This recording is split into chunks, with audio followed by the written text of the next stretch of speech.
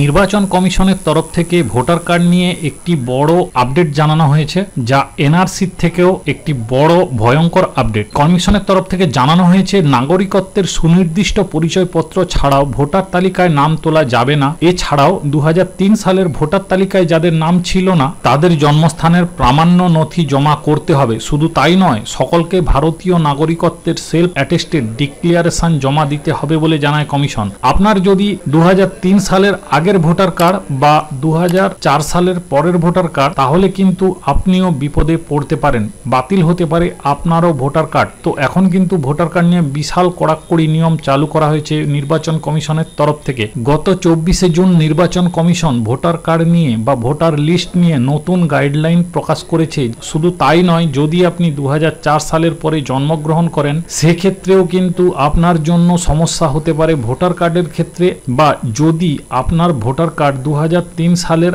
আগে তৈরি করা থাকে সেক্ষেত্রেও কিন্তু আপনাকে প্রমাণপত্র দিতে হতে পারে। তো এই নিয়ে আজকে মুখ্যমন্ত্রী কি জানিয়েছেন সেটা আমরা দেখে নেব, কিন্তু তার আগে বিস্তারিত দেখুন যে নির্বাচন কমিশন ঠিক কি গাইডলাইন প্রকাশ করেছে।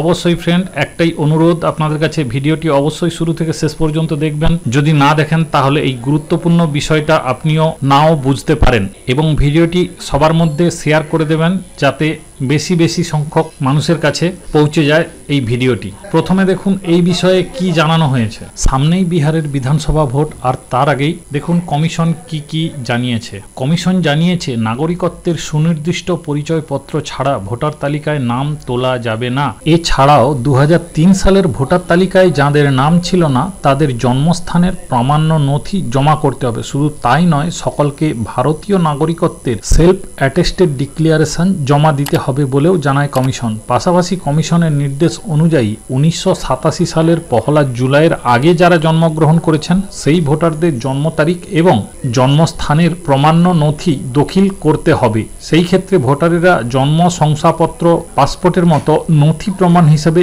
জমা দিতে পারবেন। 1987 সালের 1 জুলাইয়ের পরে যারা জন্মেছেন তাদের নিজের পরিচয়ের প্রামাণ্য নথির সঙ্গে বাবা মায়েরও নথি জমা দেওয়ার কথা বলা হয়েছে। আর 2004 সালের 2রা ডিসেম্বরের পরে জন্মগ্রহণকারীদের ক্ষেত্রেও কিন্তু এই একই নিয়ম থাকছে। আশা করি আপনারা ভালোভাবে বুঝতে পেরেছেন যে নির্বাচন কমিশনের তরফ থেকে ভোটার কার্ড নিয়ে কিরকম কড়াকড়ি একটি আপডেট উঠে এসেছে। তো এই নিয়ে রাজ্যের মুখ্যমন্ত্রী মাননীয় মমতা বন্দ্যোপাধ্যায় কি বলেছেন সেটা এবার সরাসরি আপনারা লাইভে দেখে নিন। and or place of birth মানে হচ্ছে বাবা মায়ের বার্থ সার্টিফিকেটও দিতে হবে। এটা কি হচ্ছে?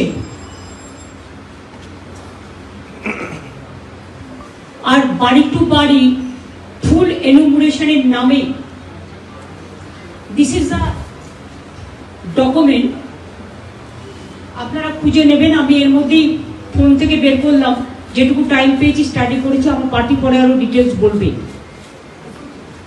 This is the document declaration form by the Election Commission, annexed D.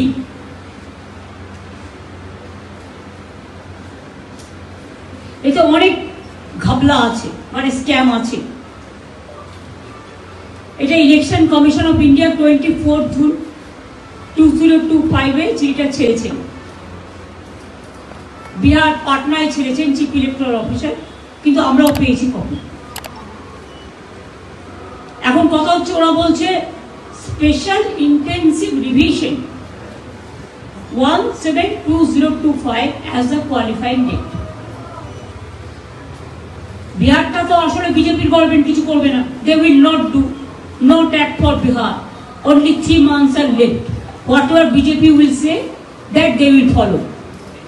But for Bengal, this is they are targeting actual Bengal. They are targeting actual migrant workers.